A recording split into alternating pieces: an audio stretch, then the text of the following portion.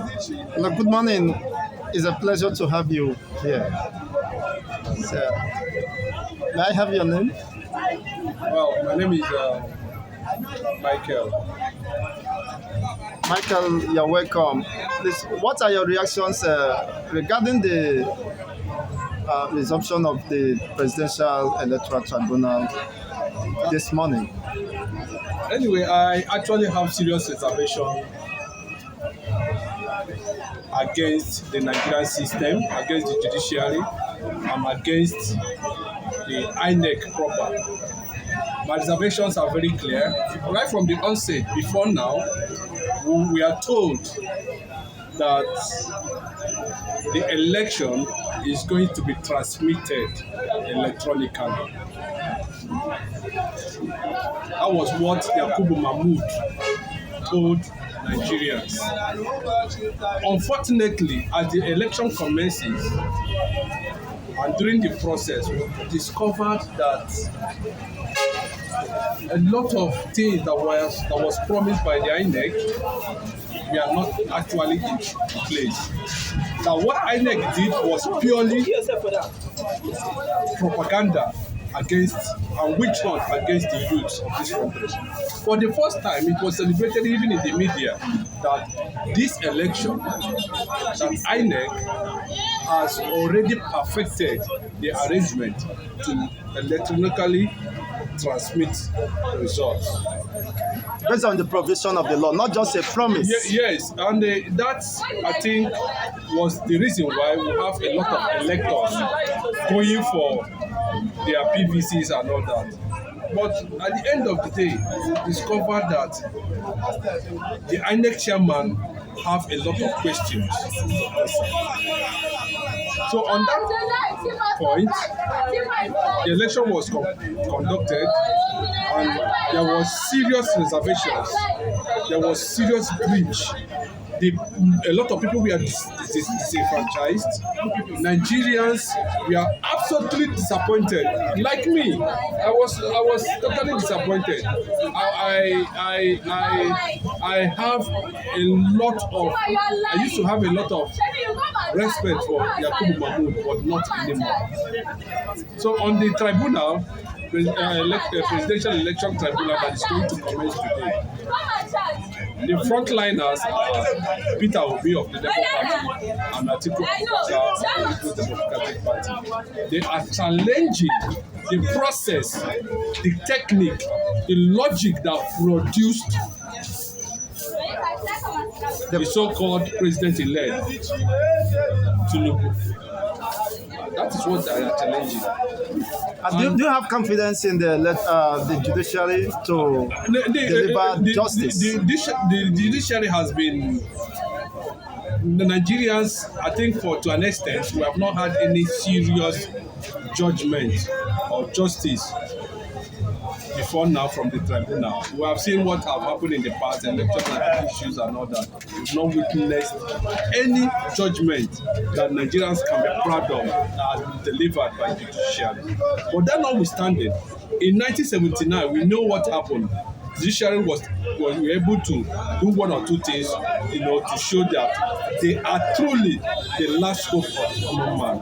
And that is what we are looking at. If they fail, if the judiciary fail to do the needful, and possibly let the process, the process be made public, so that Nigerians will see how the whole thing is going to be. I do not have 100% trust on the judiciary because they have not been able to deliver, on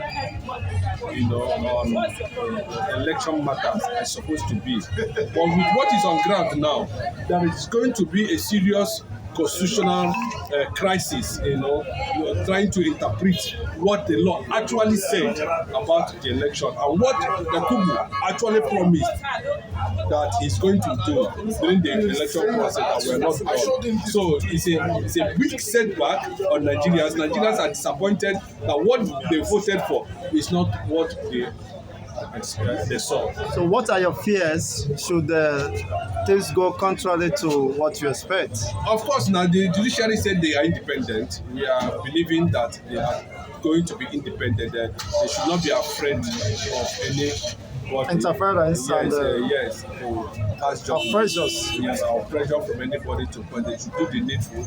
It is very clear. Nigeria did not celebrate this so-called president-elect. Nobody is happy. Everywhere is moody. Nigerians are disappointed.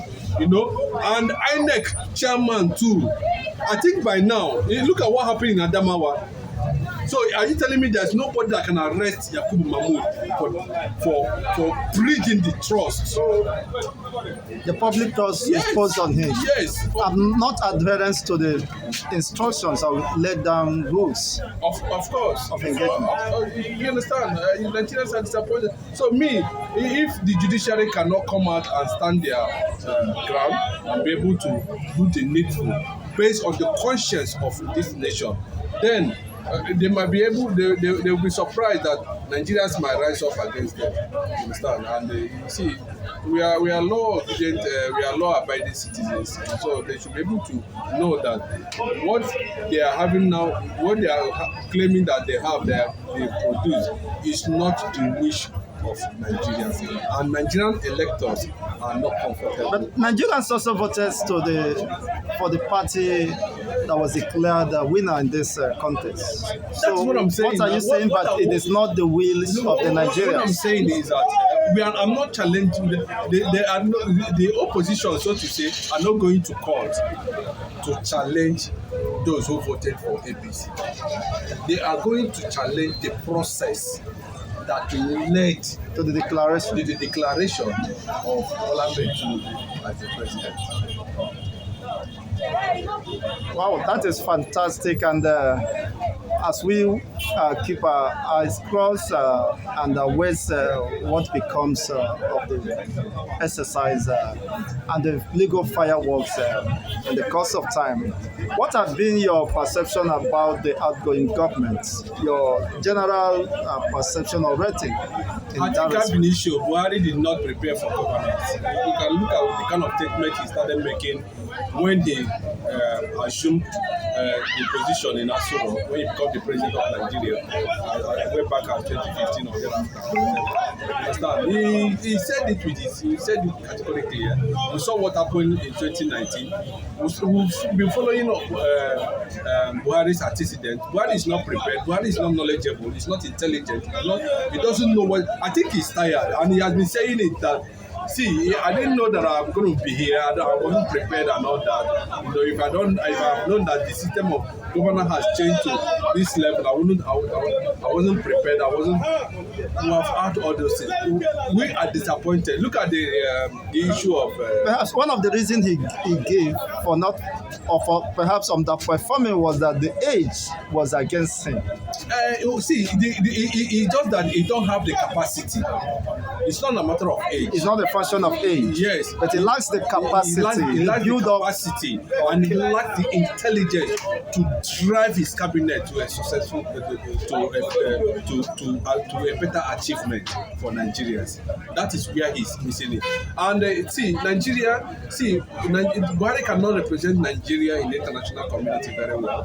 Buhari does not represent Nigeria in terms of leadership. But you have been traveling all this while attending seminars, world seminars, and symposium and all that. A lot of people that have been able to come very close to Buhari saw those things as just normal protocol and attached to that office. When you travel out, of what benefit does your traveling bring to Nigerians? That's the first question. And maybe possibly to go and source for where to borrow loans, and you can attest to that by the index debt profile Nigeria have incurred under his watch. So it possibly might be shopping for any country that may be willing to borrow Nigerians money. There's nothing wrong with borrowing. The problem is when you borrow, what do you do with the money you borrow? They just share it. Any country, America borrow, a lot of countries borrow. But the problem is that, see, these people went as far as borrowing this money. At the end of the day, the money disappears into private pocket. That is a major problem. Instead of investing and turning that money to production, making that money to be productive, they just went and borrow. At the end of the day, the money is nowhere. At the end of the day, Nigeria is not moving forward. Nothing is happening. That is the kind of president we have in Buhari, you understand? And the Nigerians wanted a shift, and that is why they acted, they voted, they campaigned for, they labored for a change from the old cabals that has destroyed this country for years now. Since 1960 to date, the same people we have been hearing them. And Nigerians said, no, let us have a breath of fresh air. And they voted for Labour Party. I think we should allow the courts to decide otherwise, and let's not appear to be prejudicial. But you have your right to your opinion. What I want to say now, okay. The court, is going to pass that judgment based on conscience. If the court has conscience, they know what to do. I think it's beyond conscience. If the aggrieved parties were able to tender evidence to that effect, that will convincingly, of course, prove their case. We have seen it is not an issue of conscience. We have seen a lot of evidences. Why I said conscience is this. You understand? When you look at the conscience of the judiciary, when you look at the conscience of the nation as a nation, as in Nigeria, when you look at all this things, you're able to summarize, you're able to say, okay, this is how this thing goes. Let me tell you, in the past, we have seen the judiciary not able to, pass judgment based on overwhelming evidence of the opposition or reservations of the opposition that they actually won election. They always find a way, to either they are being greased, to collect money and all that. At the end of the day, we'll find out that nothing is being done. Look, check the history from when we had a democracy in the 1999 date. What has judiciary been able to say, this man, you didn't win election, step down, let the right person, and that's why we are having leadership force. That is wonderful. And now, do you have to blame those who are calling for secession from the Nigerian state based on the realities on ground that Nigeria has failed and it's not working, and they decide to take their own fate in their hands by calling for the determination of their own political future? Of course, it's within the universal law to pull out from any system that you are not comfortable with. The whole world is all about justice. The whole world is all about freedom. The whole world is about determination. The whole world is about mission and achieving goals.